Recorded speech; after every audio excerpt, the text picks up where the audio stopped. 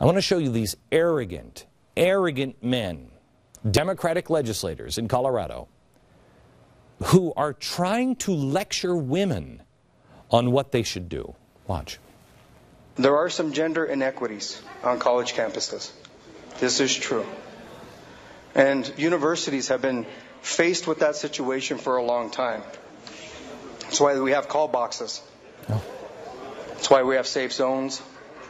That's why we have the whistles. Whistles and safe zones. Because you just don't know who you're going to be shooting at. Right. And you don't know if you feel like you're going to be raped, or if you feel like someone's been following you around, or if you feel like you're in trouble, and when you may actually not be, that you pop out that gun and you pop around at somebody. Okay. I just want to point out that he's going farther than the rape whistles. He's actually telling you, Gavin DeBecker, who's one of the best security guys in the world, wrote a book called The Gift of Fear. He's actually telling you to forget your fear. Go get a whistle. If you're fearful, you're probably wrong. If whistles and safe zones were the answer, well, we could end all global violence and just declare Earth a safe zone. Why don't we just declare Israel a safe zone and give all the Israelis whistles? Mom and Dad, if your daughter called you and she said she was afraid, would you send her to a class to learn to use a whistle or a gun? So why are you allowing this to happen? Why is it we make these things seem so far removed? We can sit here and clinically talk about rape whistles and call boxes for women who are going to be raped because we're only talking about prevention, so it's a million miles away. But when it's the aftermath, we show the up close and personal of every kid. They do that because it's the only way to sell you gun control. The left will show you the pictures of the dead children, and then they will give you the false promise from gun control and whistles. When we were forced to have a dialogue as a nation over universal birth control and free health care, we were made to listen to the testimony of college women who found it very hard not to have sex on a Friday night without a free condom. And if we said, hey, well, wait a minute, why are we doing it? That was a war on women. But then you have these men with these ridiculous ideas on college campuses, not about a condom because they want to have sex. They're talking about get a whistle because somebody might rape them. And this isn't a war on women? Why is it nobody asks survivors about the realities of rape? What do you think Amanda Collins might think of gun control? While she was in college, she was a gun owner. She had a concealed carry license. But her campus was declared a gun-free zone, so she wasn't allowed to carry. She was on her way to the car when a man jumped out from between the cars and held a pistol to her head. Amanda was helpless, and the attacker knew it. As he proceeded to assault her there in the parking lot, Amanda could see police cars. It wasn't a call box, it was an actual police car 50 feet away.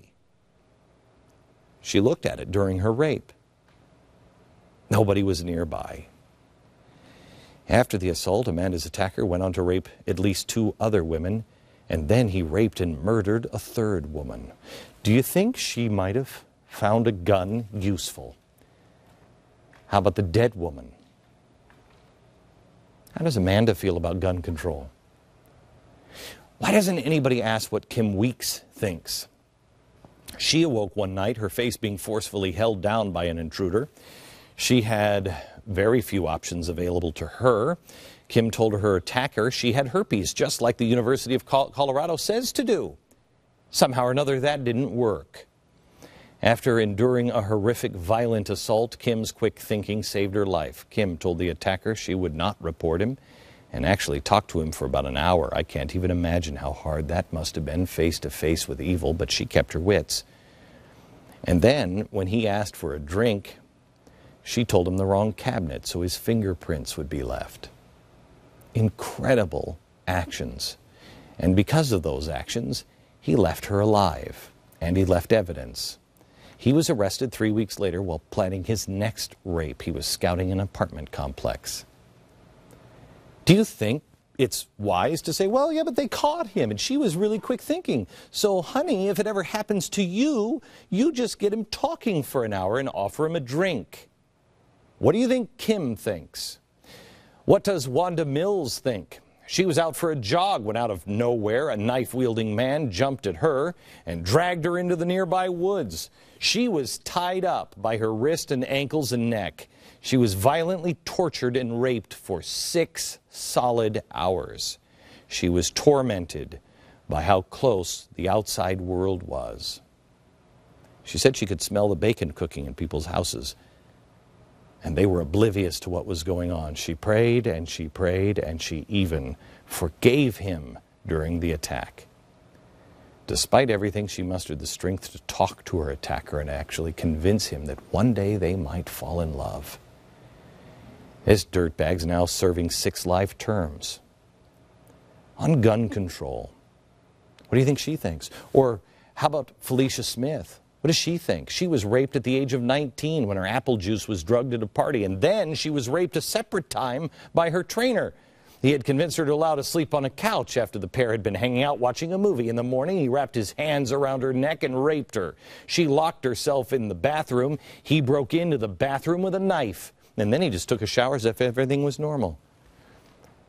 She has to live with the extra pain. Her attacker never went to jail. And what does she think? And quite honestly, what does Julie Weil think? Julie was at the safest place of all. She was picking up her 2 children from daycare at her church. Her son was 8 months old, and her daughter was 3. It was a Wednesday. It was noon. She was in the parking lot. She said she was hit by something. She thought it was a brick. Then she heard a question. Do you believe in God? Yes, she replied. Good. Then you will forgive me for what I'm about to do to you and your 2 children. He removed her clothes and repeatedly raped her 4 times in front of her children. They were right there next to her, within inches. During the attack, he actually said to her, every time you look at your son, I want you to remember how this feels.